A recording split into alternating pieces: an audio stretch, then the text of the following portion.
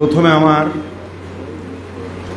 একটা ত্রুটির কথা এই প্রসঙ্গে আমি রাখতে চাই। কমরেড সৌরেন বসু ঘটনাচক্রে আমার ভাই, নিজের, আমার থেকে 1.5 বছরের ছোট, এবং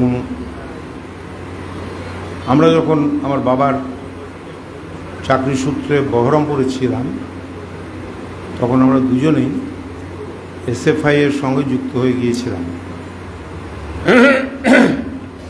এসইউসিআই কমিউনিস্ট পার্টিকে আমরা তখন মনে করতাম, মানে আমাদের শেখানো হয়েছিল যে পার্টিটা আমেরিকার টাকায় চলে, এই পার্টিতে মেয়েদেরকে দিয়ে ছেলেদেরকে ধরা হয়, এই পার্টির যে পোস্টারের রং লাল, এত লাল এদেশে তৈরি হতে পারে না, এটা আমেরিকা থেকে আসে।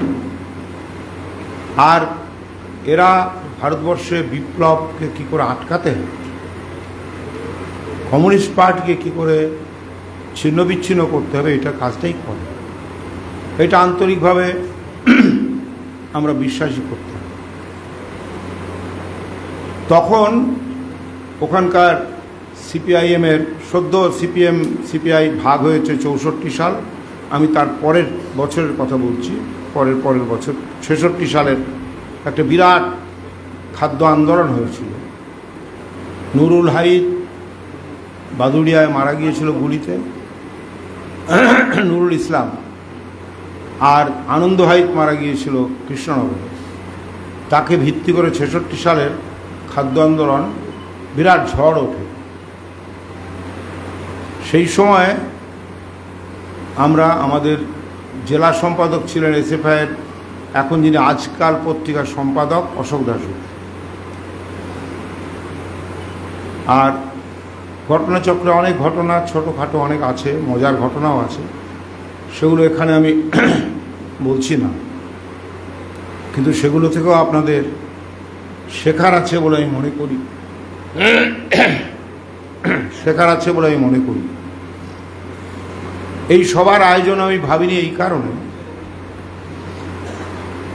কারণ মানে চিন্তা করুন, 13ই মার্চ তো মৃত্যুদিনটা, 13ই মার্চ, আর আজকে হলো 28শে জুন, মার্চ, এপ্রিল, মে, তারপরেও আরও 15 দিন, 3.5 মাস পরে কেন ভাবা হচ্ছে, এটা নিশ্চয়ই আপনাদের মধ্যে প্রশ্ন থাকবে। কারণ আমি নিজে ভাবিনি, খানিকটা সংকোচ থেকে, যে জেলার থেকে তো এই আওয়াজটা ওঠেনি। আমি তো এখন এই জেলা স্তরে নেই, রাজ্যের স্তরেও নেই, তার উপর আমার ভাই বলে আমি এই কথাটা বলা কি নৈতিক হবে? আমি সেই জন্য এই কথাটা বলিনি। সেই জন্য আমি ধ্রুবজ্যোতি ভট্টাচার্যকে সাধুবাদ জানাবো। ও আমাদের পার্টিগত চিন্তা ভাবনার দিক থেকে তৈরি কর্মী নয়। আমি এটাও শিখতে বলছি কিভাবে একটা বিভিন্ন ধরনের কর্মী দলে আসতে পারে, বিভিন্ন, ওই ছাত্র সংগঠনে বলুন, যে কোনো সংগঠন আছে, এই স্মার্ট মিটার আন্দোলনে, সেভ এডুকেশন আন্দোলনে আসতে পারে, মাস ফ্রন্টগুলোতে আসতে পারে। তার গুণ অনুযায়ী তাকে কিভাবে কাজে লাগাবো, ওই ধ্রুবজ্যোতি ভট্টাচার্যকে দিয়ে আমরা বিরাট বিরাট, রবীন্দ্র নজরুল, সুকান্ত যেমন বলল, শরৎ শতবার্ষিকীতে আমরা বিরাট মিটিং করিয়েছি, শান্তনাময়ী স্কুলের বিরাট হল ভর্তি হয়ে গেছে। তখন আমাদের শক্তি কতটুকু ছিল, ভর্তি হয়ে গেছে। যখন আমরা করছি তখন নোনাকুড়ি, রামতারক এসব ইউনিট আমাদের তৈরি হওয়া তো দূরের কথা, একটা কমরেডও আমরা পাইনি, মানে যুক্তই হয়। তাহলে হতো কি করে?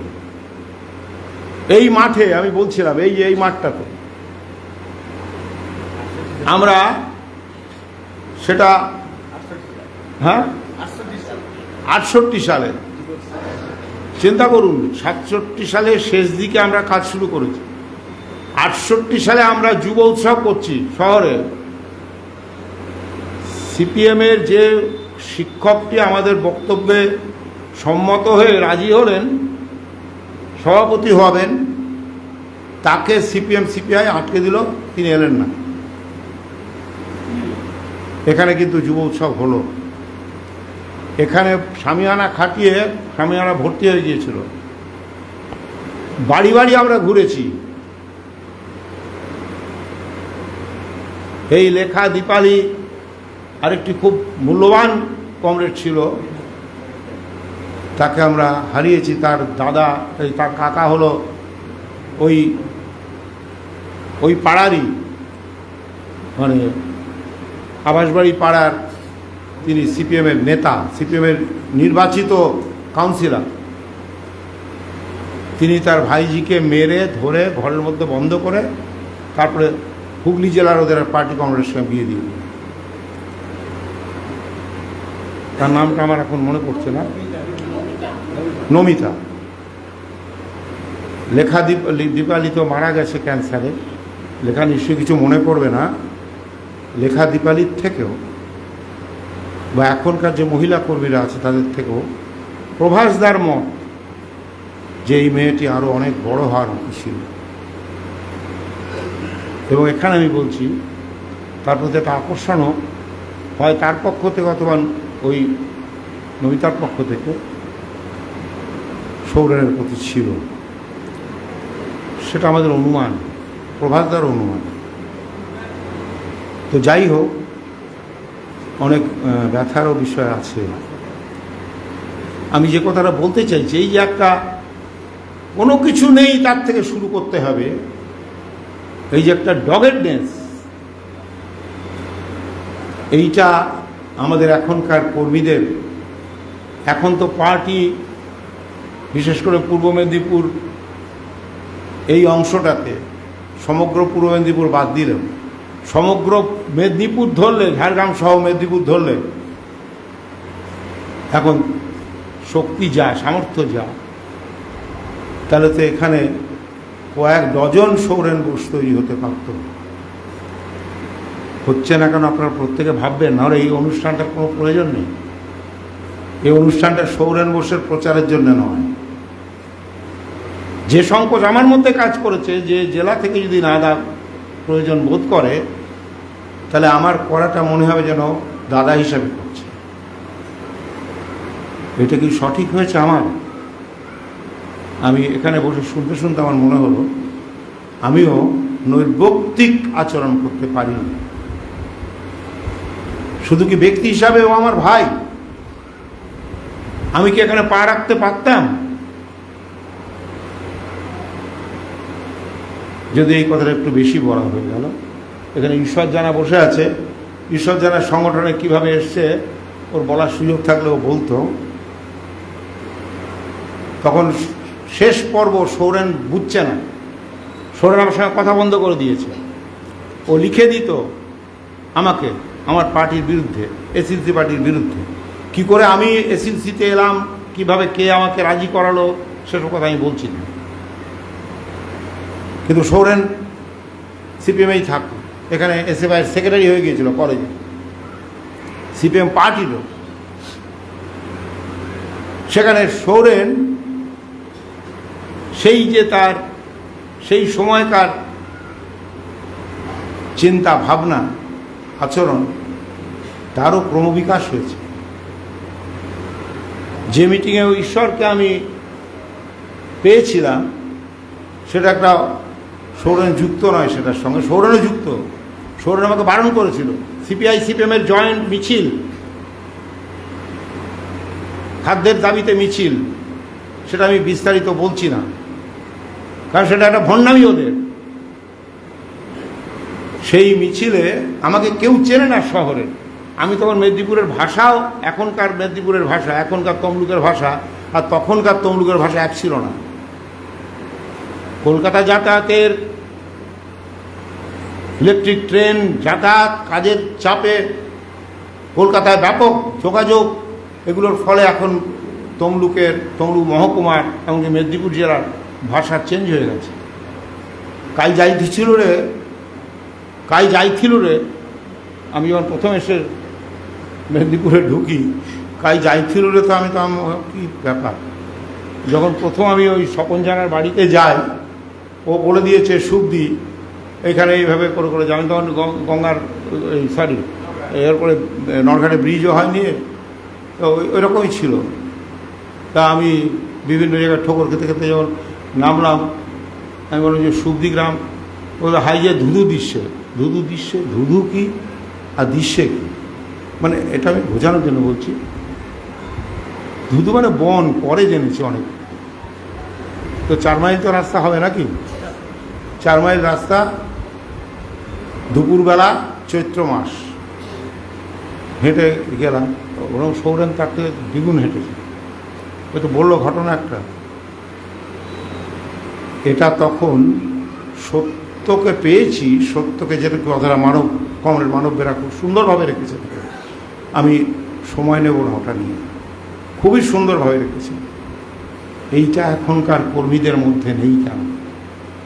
এই আয়োজনটা এই জন্যই দরকার ছিল। এইটা আমার নিজের পক্ষ থেকে বোঝা এলো না কেন, সেটা আমার ত্রুটি। এটা যে দরকার ছিল এই মিটিংটা, কিন্তু এটা ব্যর্থ হবেই যদি এই মিটিংটা শুধু বক্তৃতা সর্বস্বই হয়। শুনলাম, আমার কোনো পরিবর্তন, আমি যেমন যে ভুলটা করেছি স্বীকার করলাম, এটা আমার করা ঠিক হয়নি, এটা আমার সংকোচ। ও আমার ভাই শুধু না, ও প্রোডাক্ট অফ দি রেভলিউশন, বিপ্লবের প্রোডাক্ট, শিবদাসের চিন্তার প্রভাব। আপনারা জেনে রাখুন, যখন সৌরেন প্রথম রাজি হল ওই মিটিংটা, যেটা আমি গীতা মুখার্জির হাত থেকে নিয়ে বক্তব্য রাখতে শুরু করেছিলাম, ওদের মিটিং। তারপরে বক্তৃতার মাঝখানে তারা মাইক বন্ধ করে দিল, আমি খালি গলায় বলেছি। তারপরে শেষ হওয়া মাত্র আমাকে ঘিরে ধরে অশ্লীল গালাগালি করে মারতে এসেছে, আর একদল ঘিরে ধরে, ওদেরই লোকজন, ওদেরই মিছিলের লোক। সেই মিছিলটাতে সৌরেন প্রথম বুঝতে পারে এসইউসি ঠিক, কারণ এটা ভণ্ডামি করছে। খাদ্যের দাম বাড়ছে, ওই যে পয়সার হিসাব হচ্ছিল না, তখন বাসের ভাড়া ছিল 5 পয়সা 10 পয়সা। আমি স্কুলে যেতাম 11 কিলোমিটার দূরে, ভাড়া ছিল 33 পয়সা, নিকাশি স্কুল। এখনকার টাকা পয়সার সঙ্গে ওই সময়টা চিন্তা করা যাবে না, ওটা প্রায় তো 50 বছরের বেশি পুরনো। তখন টাকা পয়সার দামটাই দামি ছিল। আজকে টাকা পয়সা, একটা টাকার কোনো মূল্য নেই, একটা টাকা কেউ নেয় না, প্রায় ফেলে দেয়। তখন 1 টাকা মানে অনেক, 1 টাকা মানে এতগুলো মুড়ি হতো। তাহলে সেই সময়ে কমরেড বিচারটা যেন এভাবে হয়, সেই সময় কি করে সৌরেন কিন্তু বুঝে ফেললো যে এটা আমাদের পার্টিটা ভণ্ডামি। কথা বন্ধ ছিল তার। সে আমাকে এসে বলেছিল, তুই এই মিটিং, ওদের মিটিংয়ে বলবি তো কিন্তু মেরে একদম ছাল চামড়া ছাড়িয়ে দেবে। কিন্তু আমাকে ছাল চামড়া ছাড়ায়নি। আমাকে যারা ঘিরে ধরেছিল মারবে বলে, তাদেরকে আরও বেশি লোক, ওদেরই লোক ঘিরে ধরে বলো কেউ গায়ে হাত দেবেন না। তখন আমি দেখতে রোগা পাতলা ইটুকু চেহারা, আজকের মতো কদাকার না, বাচ্চা ছেলে। তারা ঘিরে ধরে বলে কেউ গায়ে হাত দেবে না বলে রাস্তায় যখন তুলে দিচ্ছে, তখন ঈশ্বর জানা, মনে আছে কিনা আমি জানি না, ও এসে বললো, দাদা আপনি কোন পার্টিটার নাম বললেন? আমি শেষ বলেছি, সুবোধ ব্যানার্জির নামটা বলেছি শেষে, যে যদি বিপ্লব করতেই হয় তাহলে আপনারা এসইউসি পার্টির যে নেতা সুবোধ ব্যানার্জি এখানে বলেছেন এই সত্য কথাটা, সেই পার্টিটা খোঁজ করুন, গড়ে তুলুন। ও তখন জিজ্ঞেস করছে, দাদা কোন পার্টিটার নাম বললেন আপনি? আমি বললাম, চলুন আগে পিঠে চামড়া বাঁচাই বলে ওকে, এই আমার ফার্স্ট রিক্রুট। তখনও সৌরেন মনে ঠিক করে ফেলেছে এসইউসি করবো, কিন্তু আমার কাছে আসেনি। তারপরের দিনই এসছেও, তারপরের দিনই ও বলেছে আমি করব। এটা এখন তোদের পার্টি না, আমার পার্টি। সঙ্গে সঙ্গে আমি বলেছি, তাহলে তোদের এখানে টেলিফোন এক্সচেঞ্জ আছে? বলো কেন, টেলিফোন এক্সচেঞ্জ কী হবে? আমি বললাম যে একটা ফোন করবো, আমার তো পয়সা নেই। বলো চল। টেলিফোন এসছেন যে ওদের সিপিএমের ইউনিয়ন বললো, একটা ফোন ধরে দিয়ে আমি ওর পার্টি অফিসের নাম্বার বললাম, অফিসের ফোন ধরে দিয়ে প্রভাসদাকে চাইলাম, প্রভাসদাকে দিলেন দুর্গাদা। প্রভাসদাকে বললাম, প্রভাসদা আমাকে একটা চিঠি লিখেছিলেন। দেখুন এই প্রভাসদা কীরকম, প্রভাসদা জানেন না যে আমি এখানে আছি। প্রভাসদার সঙ্গে কোনোদিন আমার তার আগে কোনোদিন চাক্ষুষ করে দেখা সাক্ষাৎ আলোচনা হয়নি। সে গল্পটা আমি এখানে আজকে বলবো না, পরে আপনারা কোনোদিন ডাকবেন, আরও অনেক গল্প করব, যা দিয়ে আপনাদের কিছু উপাদান সংগ্রহ হবে। তো ওটা কি বলছিলাম, না না না পরের দিন ও এসে বলল যে করবো পার্টি। তারপরে তো ও বলল যে একটা ছেলেকে তোকে ধরাবো, এর দুই দাদাই সিপিএম করে, ও কিন্তু অরবিন্দ ভক্ত, বিবেকানন্দ ভক্ত, একে যদি পাশে খুব অনেস্ট ছেলে বলে নিয়ে গেল, ওর সঙ্গে আলাপ করিয়ে দিল। তারপরে তো কীভাবে পার্টিতে এসে আমি জানি না, আমার আলোচনা না প্রভাসের আলোচনা, আমার সেটা মনে নাই। কিন্তু তারপরে তো ও গাদা গাদা ছেলে নিয়ে এসেছে, আর আমি আলোচনা করেছি। তখন আমার জ্ঞান কতগুলো, আমার হাতে কোনো সিদ্ধার্থ বই ছিল না, তখন একটা মাত্র বই সিদ্ধার্থ ঘোষের, তাও ইংরেজিতে আমি কাঁচা, কল অফ দি আওয়ার। সেটা একটা সোশ্যালিস্ট ইউনিটি বলে আমাদের একটা পত্রিকা বেরোতো, সেটা বন্ধ হয়ে গেছে। সেখানে কল অফ দি আওয়ার, সেটা আমি ফিজিক্সের টেস্ট পরীক্ষা দিয়ে ফাইনাল দেবো কি আমি ডিকশনারি নিয়ে ছাদের ঘরে পড়তে যেতাম, আর ওই কল অফ দি আওয়ার থেকে বাংলা অনুবাদ করতাম, করে করে ওকে লিখে দিতাম সৌরেনকে। সৌরেন তার উত্তর দিত। ওই রকম ধালুপা, মানে ধান লুট পার্টি তোদের, মেয়ে দিয়ে ছেলে ধরার পার্টি তোদের, এইটা লিখে দিত। এই পর্ব থেকে সৌরেন কিন্তু ওই ঘটনাটাতে বুঝে নিল যে সিপিআই সিপিএম ভণ্ড। আমার বক্তৃতা থেকে না, কমরেড সুবোধ ব্যানার্জির কথা যেটা বেরিয়েছিল যুগান্তর পত্রিকাতে, সে পত্রিকা উঠে গেছে এখন, সেইটা আমি বলেছিলাম। তারপরে তো ওখানে সংগঠন বেড়েছে, সংগঠন হয়েছে কত কত রকমের। কিন্তু আমাদের একটা নীতি ঠিক করেছিলাম আমরা সবাই মিলে, তখন আরও কিছু, মৃণাল নামটা আপনাদের হৃদয়ে গেঁথে থাকা উচিত। আমি জানি না মৃণালের এখনকার কর্মীদের কাছে মৃণালের পরিচয় দেওয়া হয় কেন। মৃণাল না হলে শঙ্কর ব্যানার্জি এখানে এসছে, তো শঙ্কর ব্যানার্জি এ আসতো নাকি? ওরই খুড়তো ভাই, তাই তো, খুড়তো ভাই মৃণাল ব্যানার্জি। তার কোথায় কোনো আত্মীয় আছে তাদেরকে এসইউসি করাবে? তার দাদাকে সেই ইলেকট্রিসিটি ইয়ার ছিল, তিনি আমাদের সাপোর্টার হয়ে গেলেন। এই যে আত্মীয় স্বজন বন্ধু বান্ধব যেখানে যে আছে তাকে এসইউসি করাবো। এসইউসি একটা মুক্তির প্ল্যাটফর্ম, মুক্তির বাহিনী। এখানে আমার আত্মীয় স্বজন যাদেরকে আমি সত্যি ভালোবাসি, তারা অমানুষ যাতে না হয়ে যায়, আত্মসর্বস্ব জানোয়ার যাতে না হয়ে যায়, কুকুর বিড়ালের মতো যাতে মার না খেয়ে মরে, তাকে আমি এসইউসি করাবই। এই ছিল তখন শুধু মৃণাল ব্যানার্জির না, শুধু সৌরেন বোসের না, এই লেখা দীপালি থেকে মেয়েরা ছেলেরা সবাই, এই লেখা দীপালিকে আমি রাস্তায় এই তমলুক শহরের ওই বড়ঘা মন্দিরের সামনে টুলের ওপরে দাঁড়িয়ে বক্তৃতা দাও, মাইক নেই তখন, খালি গলায়, দিতে পারবো না, নাম ঘোষণা হয়ে গিয়েছে।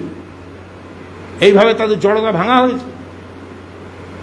আর সৌরেন সম্পর্কে আমরা মানে এগুলো করার ধৃষ্টতা আমি বলবো কার আছে? সারা বাংলা তরুণ লেখক সম্মেলন করলো, ওই সুরজিৎ বাগচিকে সভাপতি করে। সারা বাংলা তরুণ লেখক সম্মেলন, লেখার কাকা, কন্ট্রাক্টর কাকা, সে বঙ্গ সাহিত্য সম্মেলন করে। তাদের 3 দিনের সম্মেলনের পরে গিয়ে বললাম যে আপনার 3 দিনে যখন শেষ হবে ওইটা ভাঙবেন, একদিন পরে আমরা তরুণ লেখক সম্মেলন করবো সারা বাংলা। না যদি করেন তাহলে ঝামেলা হবে, আর ওই একদিনের খাবার দিতে হবে। ব্যাস, সুরজিৎ বাবুকে সভাপতি করে। তাহলে নানান জনকে জড়িয়ে কিভাবে করতে হয়, এগুলো সব আমি কিন্তু শিখেছি অনেকটা। শুধু নিজের বুদ্ধিতে বা শিবদাস করে চিন্তা প্রয়োগ করে এটা বললে খানিকটা অর্ধসত্য হবে। সৌরেনকেই মাথায় রেখে এটা করেছিলাম, সৌরেনকে সামনে রেখে।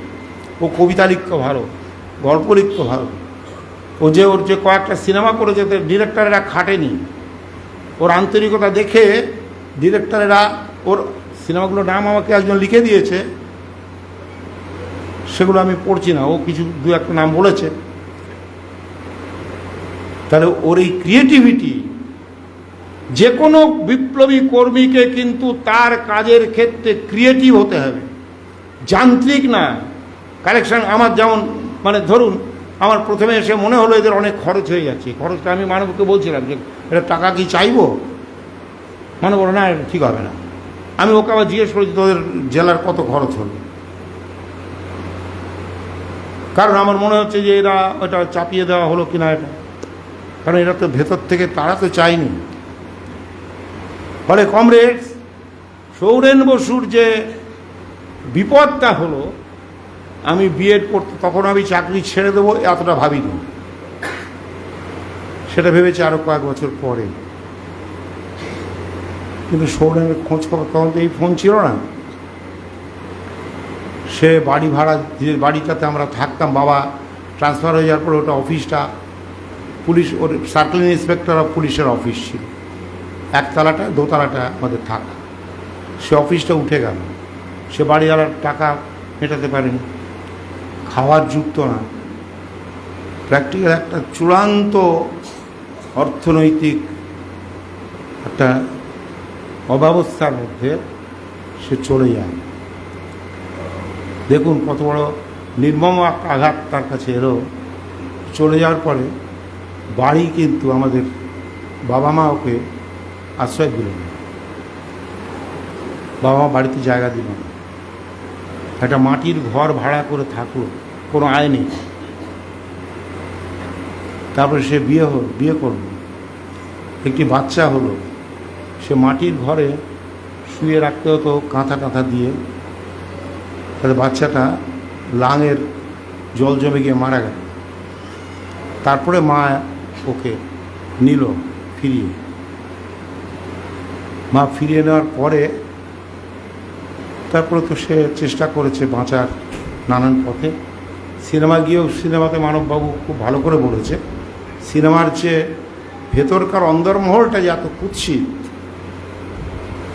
শুধু মেয়েদের সঙ্গে বেলাল্লাপনা এটাই না, আর্থিক দিক থেকে, নোংরামির দিক থেকে, ওকে ল্যাং মারার দিক থেকে অত্যন্ত নোংরা।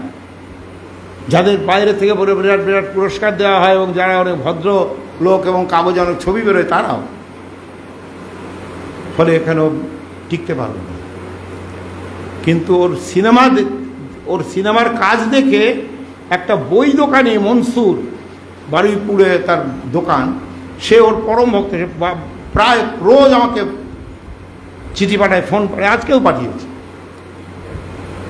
সে আসবে বলেছিল এখানে, কিন্তু মুর্শিদাবাদে একটা তার পরিবারের গণ্ডগোলের জন্য চলে গিয়েছে।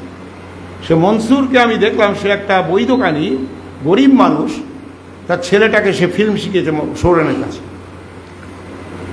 এবং সৌরেনের শেষ দিকের কিছু গল্প আমি ছাপতে চেয়েছিলাম, ওকে বলেছিলাম ছেপে একটা বই বের,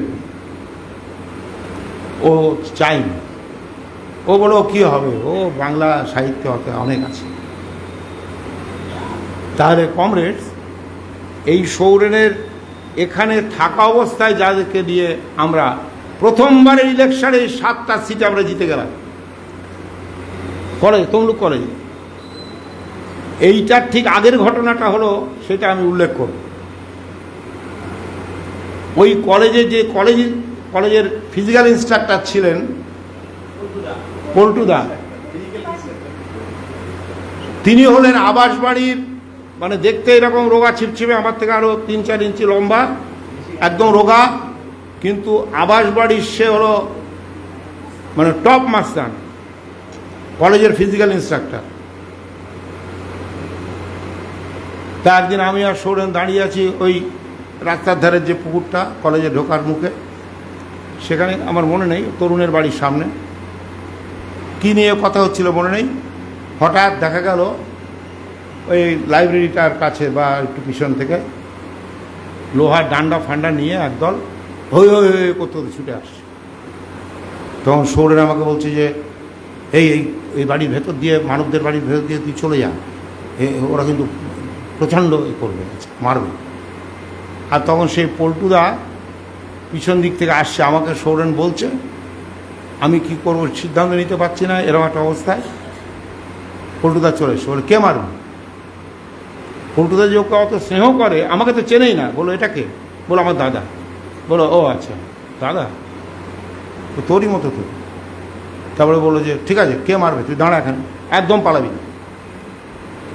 ওরা আসতে দেবো, ওরা এখানে কাছাকাছি ধরা যাক 100 গজ দূরে আছে। ওর চিৎকার করো, পল্টুদার চিৎকার করলো, দাঁড়িয়ে গেল। বলো 3 গুনবো যদি না, কিরকম কাপুরুষ দল দেখুন, ওরা প্রায় 100 জন। এখনই যদি তোরা চলে না যাস 3 গুনবো, তোদের লাশ এখানে পড়ে থাকবে। ওরা দৌড়ে পিছু ওঠে পালান। এই তো আদর্শহীন। আদর্শটা তো শুধু কিছু কথা নয়, যে কথাটা মানববাবু বলেছিলেন, আদর্শটা তো শুধু কথা নয়। এসইউসি সঠিক পার্টি, এসইউসি পার্টি করুন, এটা বললে কি হয়ে যাবে? এসইউসি পার্টি কেন সঠিক?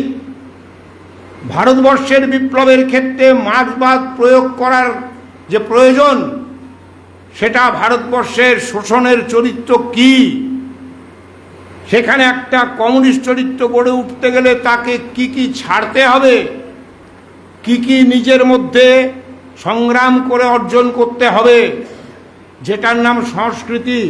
একটা আদর্শের প্রাণবস্তু হলো তার সংস্কৃতি।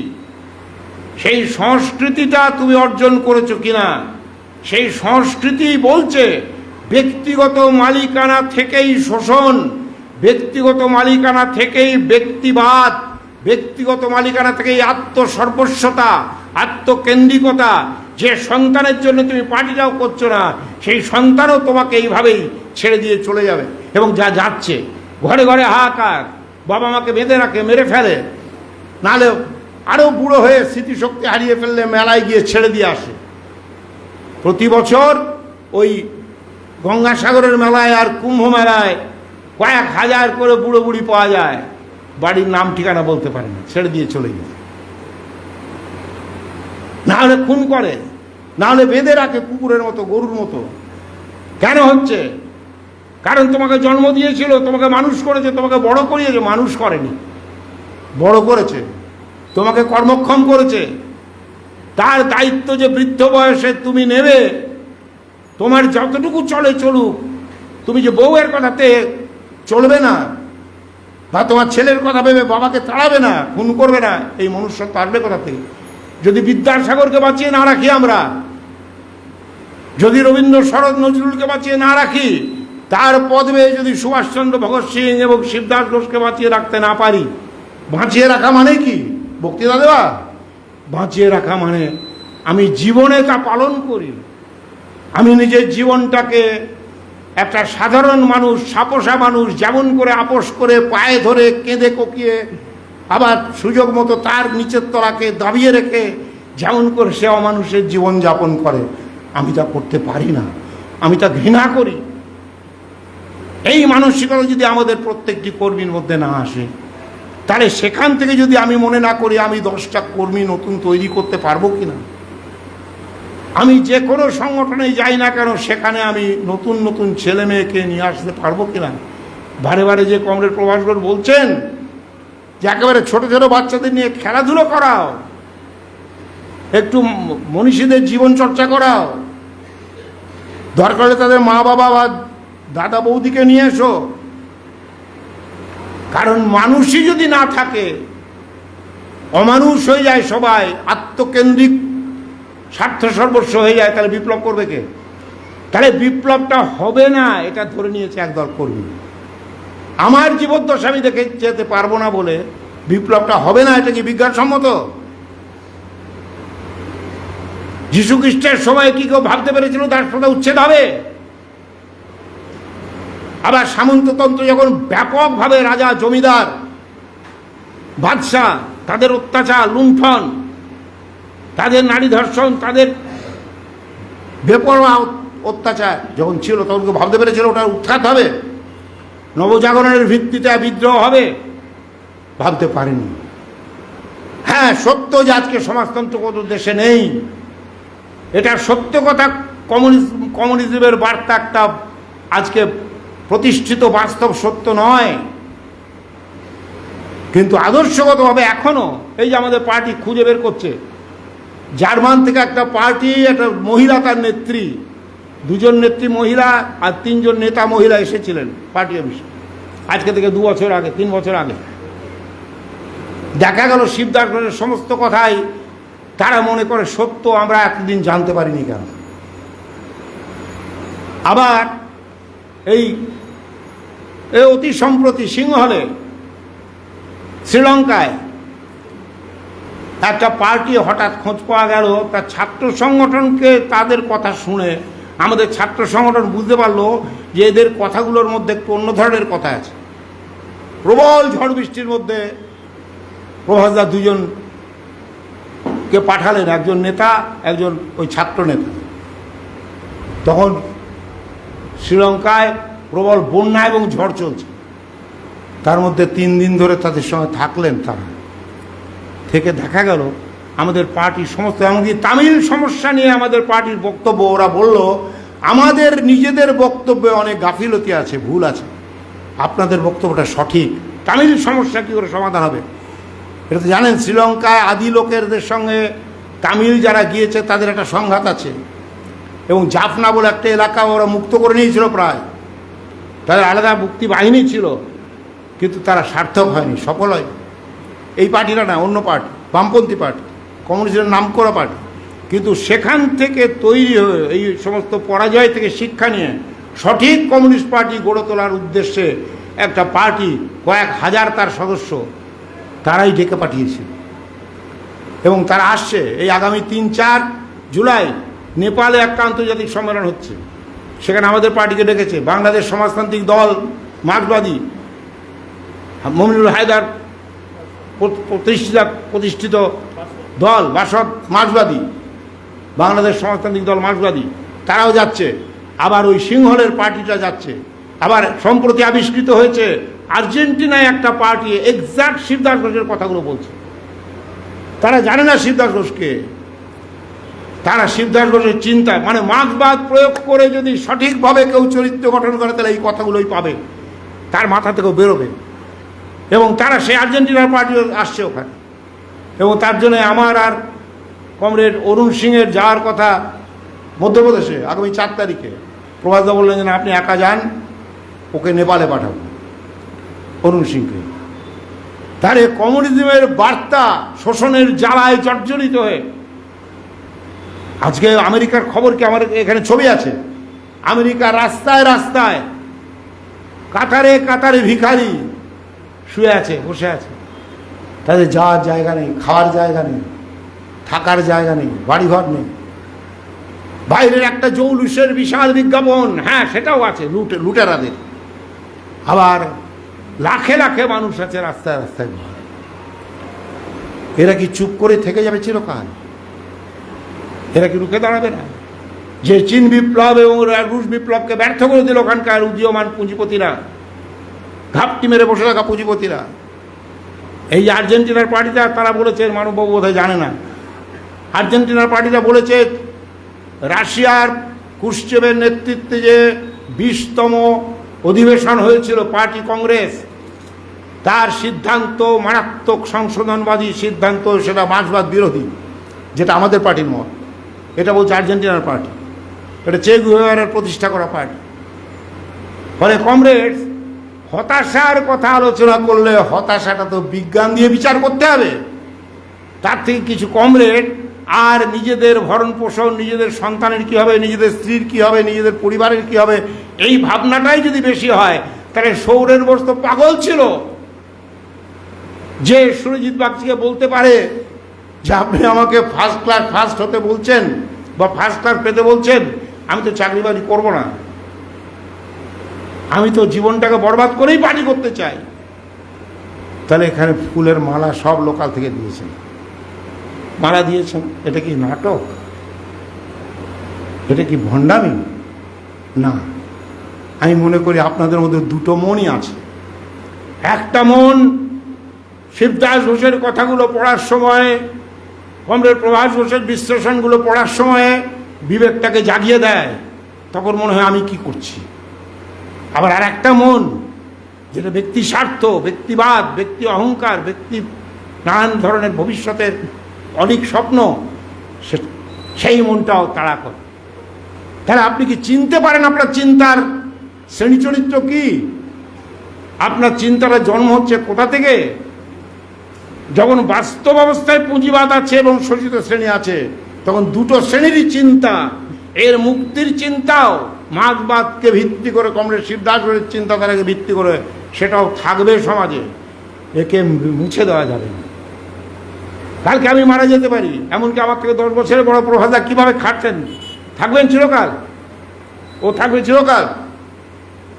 এখানে যারা পুরোনো দিনে, যা আমি বলেছিলাম দেখো খোঁজ করো তো, কারা কারা পুরোনো দিনে যারা এই সময় সূচনার লগ্নে যারা ছিল, তাদের কেউ না বলেনি, সবাই বলেছে হ্যাঁ আমি যাব। কি অসুস্থ অবস্থায় এসেছে অনেকে। তাহলে এখনকার ইয়াং কর্মী যারা, এখন যারা দায়িত্ব বহন করছেন, তারা কিছু সার্কুলার অনুযায়ী কি কি কাজটা করতে পেরেছে এতেই সন্তুষ্ট। বিপ্লবীরা এভাবে ভাবে না।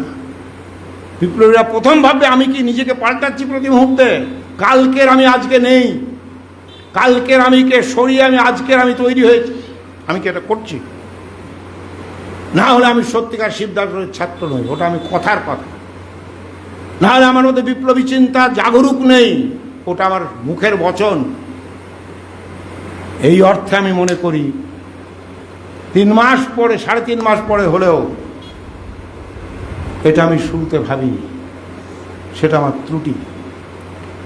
আমার এভাবে ভাবাও তো অন্যায় হয়েছে, যে আমার ভাই বলে আমার বলাটা ঠিক হবে না।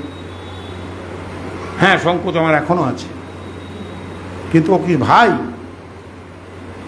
ও তো সভ্যতার আজকেকার সংকটের ভিত্তিতে মার্ক্সবাদ সম্মত যে চিন্তা শিবদাস তারই প্রোডাক্ট। জন্ম কোথায় হয়েছে সেটা দিয়ে কি ও তৈরি হয়েছে? তাহলেও আমার কমরেড।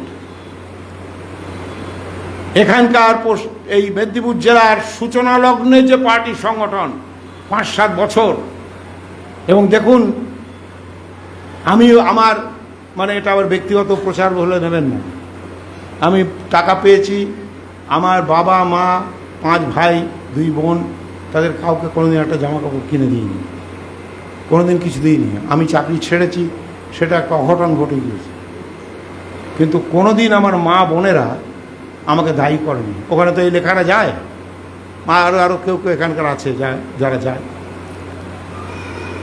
সবাই না হলেও কেউ কেউ যায়। সৌরেনকে জায়গা দিল না, কিন্তু আমাকে কিন্তু কোনোদিন আমার মা জীবদ্দশা পর্যন্ত আমাকে মনে করেছে মহান একটা দায়িত্বে আছে, মহান একটা কাজ করছে। এই যে কাজ করছে আমাদের ছোট জীবনের কাজ নয়। আমার মা 6 পর্যন্ত পড়াশোনা করেছে, 6 না 7 পর্যন্ত। সে মনে করতে পারলো কি করে? সে সৌরেনকে জায়গা দিল না, কিন্তু আমাকে মনে করে মহা মানুষ, বিরাট মনের মানুষ, বিরাট চরিত্রের মানুষ। সত্যি কি তাই? এটা মায়ের মন থেকে ভাবছে, তাহলে তো ওকেও ভাবত, সৌরেনকেও ভাবত। তাহলে এইভাবেই শোষিত মানুষ কিন্তু সত্যিকার যদি আপনার ভেতর থেকে আগুন জ্বলে, তাহলে সে আগুনের টানে তারা আপনাকে চিনবে। এটা সাধারণ মানুষের মতো নয়, এ মানুষটা আলাদা। আমার আবেদন এই স্মরণ সভায় যারা এসেছেন তাদের প্রত্যেকের কাছে, এমনকি বয়স যাদের হয়ে গিয়েছে, যারা এখানে বসে আছেন তাদের কাছে, যতদিন বাঁচব এই আদর্শকে আমার জীবনে আগে প্রয়োগ করি, যতটুকু পারবো প্রয়োগ করি। আমি ওকেও বলবো, ও একটা বই লিখে যে আমাকে দিয়ে গেল ওই ধ্রুবজ্যোতি, যে না হলে এই সভাটা হতো না, আমার তো আসেনি, হতোই না। কিন্তু সে ডাইরেক্টলি পলিটিক্যাল পার্টি করবে না, ঠিক আছে, কিন্তু তুমি এই সত্যটা তুলে ধরো। এই পার্টিটা ছাড়া, এই চিন্তাটা ছাড়া ভারতবর্ষের শোষণ মুক্তি হবে না। এই যে আজকে সিপিএমের অবস্থাটা কি, যারা খোলামেলা সমস্ত জায়গায় তাদের 9টা সিট বাদ দিয়ে, তাদের জেতার মতো সিট ছিল 9টা, সেইটা বাদ দিয়ে বাকি সর্বত্র খোলামেলা 8-10 হাজার করে ভোট তারা বিজয়ীকে করিয়ে দিয়েছে, খোলা, কোনো গোপন নেই। আবার আইএসএফকে দাঁড় করিয়ে দিয়েছে, দিয়ে যাতে মুসলিম ভোটটা টেনে দেওয়া যায়। মমতা যাতে হারে, মমতা জিতুক এটার জন্য আমি চাইছি, এটা তো নয়। ৩৯ লক্ষ, ওরা বলছিল ৩৫, এখন বেরিয়েছে ৩৯ লক্ষ ভোট বাতিল করিয়ে দিয়েছে। তার মধ্যে আমাদের তরুণ মণ্ডল যে এমপি, তার ভোটটাও বাতিল করে দিয়েছে, তারও নাম নেই। বারবার সে দপ্তরে গিয়েছে, লিখেছে, এখনো আসেন। তারা এরকম ৩৯ লক্ষ সাধারণ মানুষের ভোট বাতিল করে দিয়েছে। তারা ধরে ধরে নিয়ে গিয়ে উদ্বাস্তু বলে রাত্রের অন্ধকারে কাঁটাতারের বেড়ার ভেতর দিয়ে বাংলাদেশে ঢুকিয়ে দিচ্ছে জোর করে। ওখানে ওরা ঢুকতে দিচ্ছে না, ওরা ঠেলে দিচ্ছে। কি অমানবিক জিনিস চলছে! জান্তব জন্তুরাও এরকম করে না, একটা সরকারি ক্ষমতায় বসে থাকি।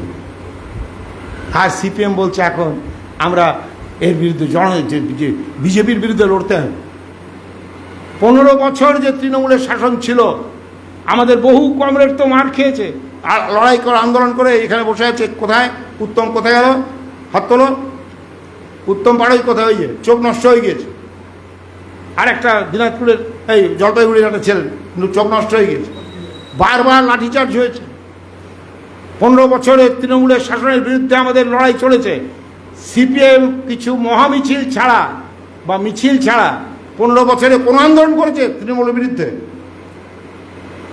আজকে তারা বিজেপিকে ভোট দিয়ে এখন বলছে বিজেপির বিরুদ্ধে লড়বো, তাই লড়াই করবে ওরা? ওদের লড়াই করার চরিত্রের মেরুদণ্ডটাই নেই। এই যে আগামী কতই জুলাই এই এর যিনি মিত্র ইনস্টিটিউশনের টিচার, কি নাম? বরুণ বিশ্বাস মারা গেলেন কেন? কয়েকটা গ্রাম নিয়ে সিপিএমের ডিএফের গুন্ডারা বাড়ি বাড়ি ঢুকে মেয়েদের রেখে দিয়ে ছেলেদের নদীর ধারে পাঠিয়ে দিত। এ ঘটনা তো জানেন, পাঠিয়ে দিত নদীর ধারে চলে যাও। আর তারা ওখানে থাকতো বাড়ি বাড়িতে মেয়েদের সঙ্গে।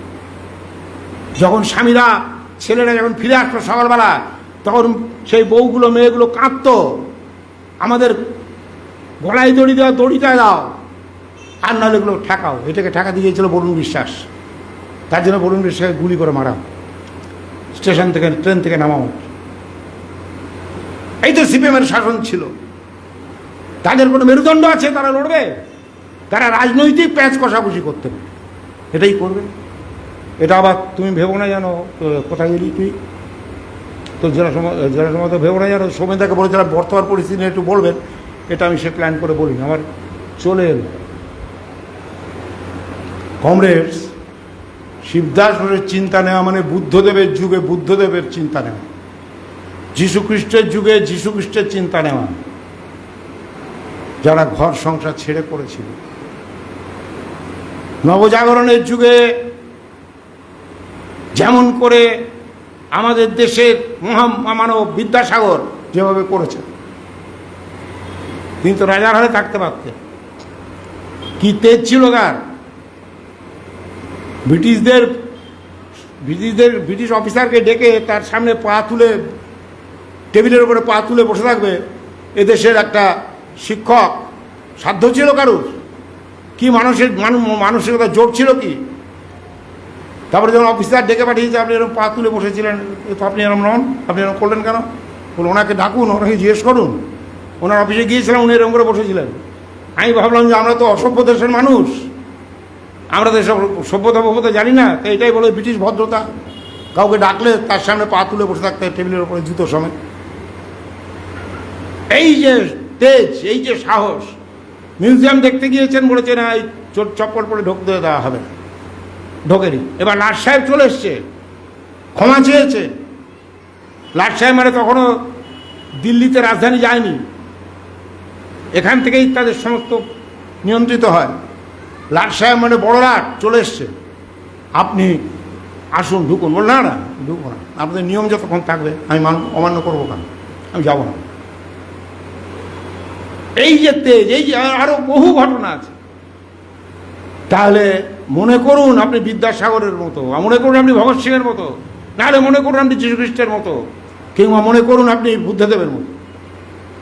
আগে এইটা মনে করুন, আর না হলে বলুন শিবদাস ঘোষের কথা বলবো, কিন্তু আমি আপোষমুখী, আমি সুবিধাভোগী, আমি এটা করে কিছু চাঁদাপত্র দেবো, টাকা পয়সা দেবো, মিটিং মিছিলে যাবো, ঠিক আছে, এরকম আমাদের দরকার আছে, থাকবেন।